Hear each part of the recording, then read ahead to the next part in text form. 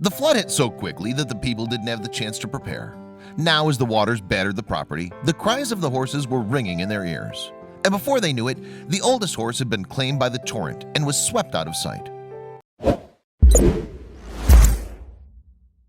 In March 2017, nature struck Auckland in New Zealand with more than a sample of her fury in an event that left some areas devastated. Weather experts called the series of storms the Tasman tempest. Building in the Tasman Sea, the outbreak of bad weather hit the north of the country with severe and highly destructive floods. Naturally, the National Institute of Water and Atmospheric Research, or NIWA, in New Zealand studied the storm, and one of its meteorologists, Ben Knoll, explained his findings on the NZ Herald in March 2017.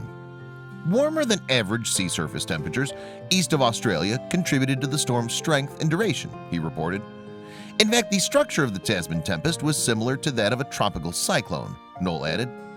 The severe weather certainly broke records for Auckland.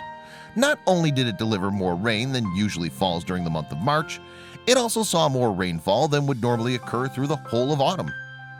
As the so-called tempest swept through the area, its storms affected homes and livelihoods alike. Thousands of properties were left without power, and emergency services were mobilized to save people who'd become stranded. But it wasn't just human lives that were put in danger by the storms. Many animals were also at risk, especially cattle and horses that couldn't escape the rising floodwaters. And when a paddock in the Clevedon suburb of Auckland was hit on March 8th, the horses had nowhere to go. Indeed, it looked like the Tasman tempest would claim them all. The owner of the animals, Liz Curry, not only looks after horses, she also helps other owners sell their livestock. And when the storms hit the area, two of her charges, Voice and Lottie, were swept away.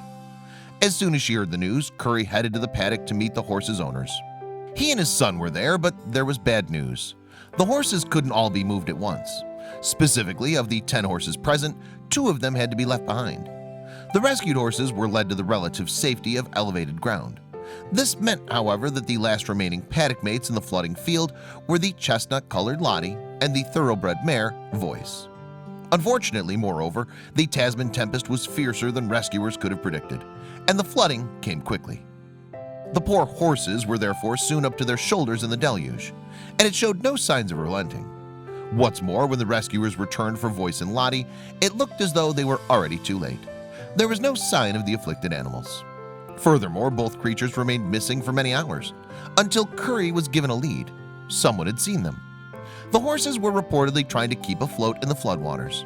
However, they weren't faring well. Lottie, the younger of the two, seemed to be in worse condition.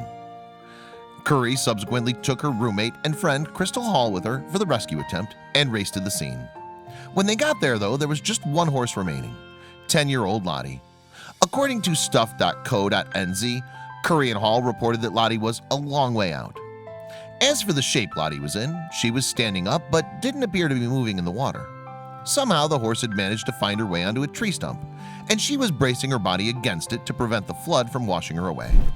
However, the nearby Hunau Dam was about to be discharged to fight the floods, so time wasn't on Lottie's side. Hall told stuff.co.nz that she and Curry decided to go after Lottie. Despite the dangers to themselves, they had to try and save her. It wasn't safe, Hall recalled.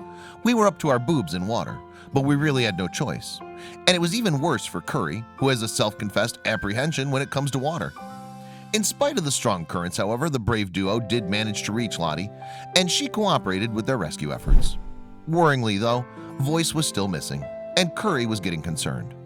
The mare was 20 years old, and she was supposed to be enjoying an easy retirement amongst friends. After years as a polo horse, she'd more than earned it too. But what chance did she have against the flood? Well, Curry refused to give up on Voice, and soon a campaign spread across the internet to help her find the missing mare. Both Curry and Hall were touched by the level of support that kind-hearted people showed them. They even had volunteers arriving from the city by car to join the search. Nearly 2 weeks passed, however, and sadly there was still no sign of Voice.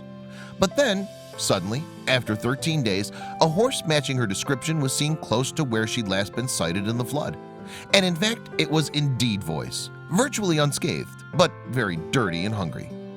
Curry told stuff.co.nz, "Where she came from, I have no idea.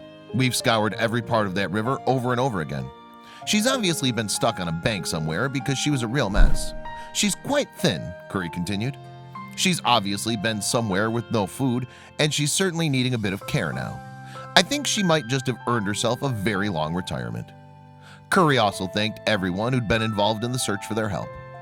We've had a lot of happy tears. It's quite unbelievable.